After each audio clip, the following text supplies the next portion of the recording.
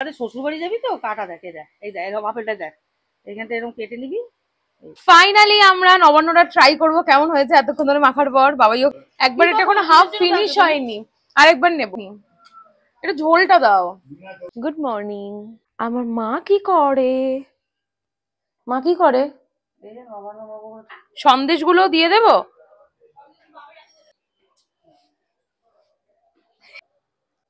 আমাদের ঘরে চলছে আজকে নবান্নর প্রিপারেশন। তোমাদের বাড়িতে মানে তোমাদের কার কার বাড়িতে এরকম নবান্ন মাখার রিচুয়ালস আছে তারা জানিও। মা নবান্নকে আজকের দিন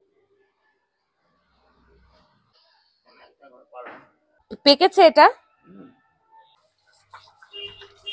এই যে 9 রকমের ফল, মিষ্টি, দুধ, নতুন চাল, নতুন পাটালি গুড়। বাবা এটা দিয়ে কি হবে? আকশি কি বলবো, একবার এটাই খাবো, একটু না কি একবার এসে করবো। এটাই খাবো। তার জন্য এই যে এতটা কুচি কুচি করে সমস্ত ফলগুলোকে কাটতে হবে, কেটের মধ্যে দিতে হবে। সবাই নিয়ে চলে এসছে ঠাকুরের ওখানে আমরা যে পুজো দিয়ে আসি নারায়ণ বাড়ি থেকে।